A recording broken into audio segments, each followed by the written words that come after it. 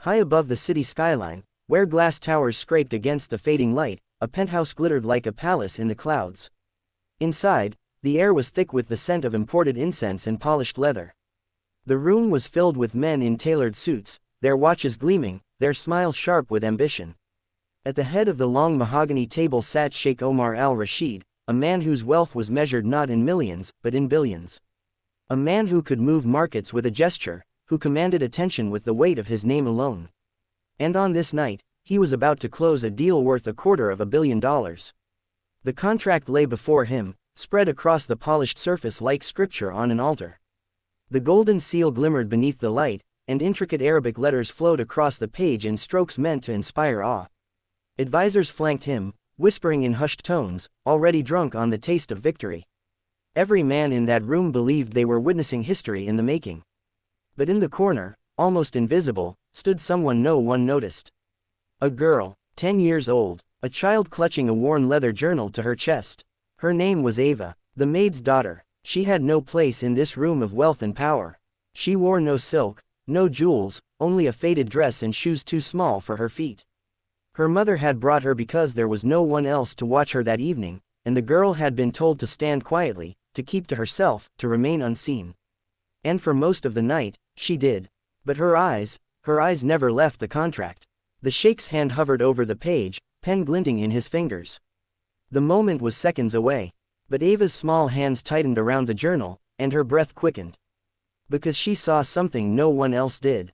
Something that didn't belong. The men laughed quietly among themselves, confident, certain.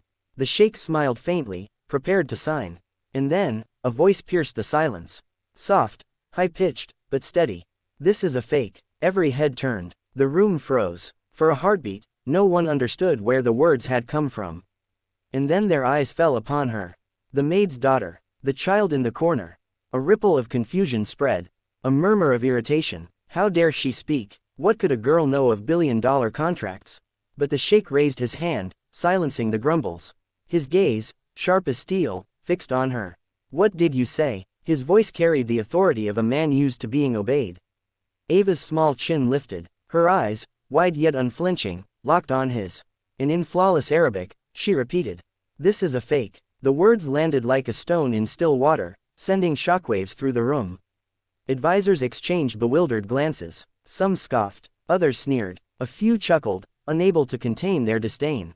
To them, it was absurd. Ridiculous. That a child, the daughter of a servant, dared to challenge the wisdom of men who built empires. But the sheikh did not laugh.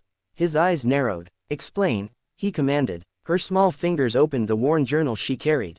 The pages, yellowed with age, were filled with notes, translations, and sketches. Her great-grandfather's journal, a man long forgotten, who had once been a historian, a scholar of languages, a guardian of knowledge. Ava had spent countless hours poring over those pages, teaching herself, absorbing what her mother never had time to teach. She pointed to the script on the contract. The elegant Arabic, the flourishes meant to impress. And then she pointed to a passage in the journal. The letter here, she whispered, though her voice was steady, is written in the style of the 14th century. But this form, her finger traced another line, did not exist until centuries later. They copied fragments, but they did not understand. This is not authentic. The silence deepened. The laughter stopped. The sheikh leaned forward, studying her, then the contract. His advisors shifted uncomfortably, whispering excuses.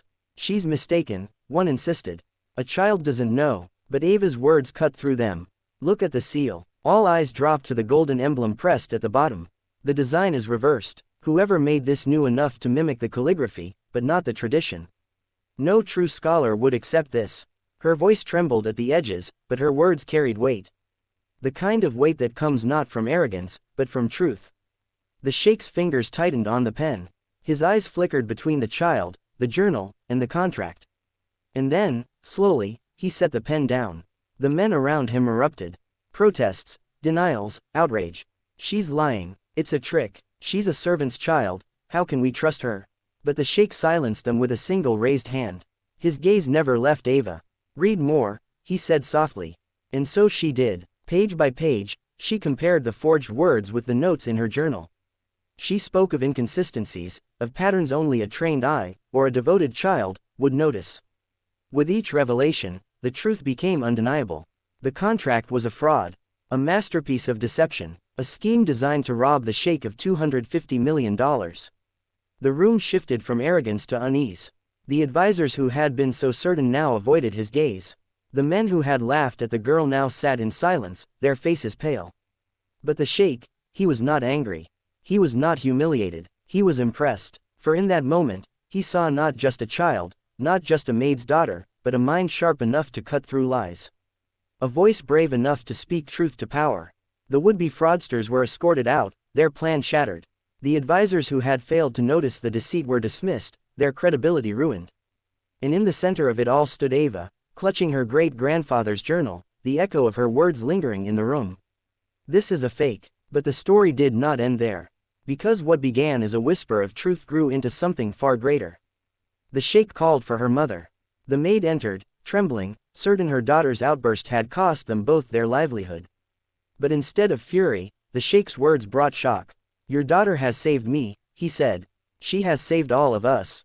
Tears welled in the maid's eyes as she clutched Ava close. From that night forward, the girl who was invisible became unforgettable. The Sheikh ensured she received an education beyond what her family could ever dream. Doors opened that had once been sealed shut. She was no longer just the maid's daughter. She was Ava, the girl who saw what no one else did. And for the men who had mocked her, who had dismissed her, they were left with a lesson carved deep into their pride. That wisdom does not wear silk. That truth does not bow to wealth. And that sometimes, the smallest voice in the room can carry the greatest power. The city never forgot the night a billion-dollar empire was saved by a child's courage. They told and retold the story, until it became legend. A reminder to every ear that heard it: never underestimate the unnoticed. Never silence the small, for true strength, true brilliance, can rise from anywhere, even from the corner of a room where a little girl clutches a worn leather journal and dares to speak the words no one else will. This is a fake. And with those words, a fortune was saved, a scam was exposed, and a forgotten legacy lived on.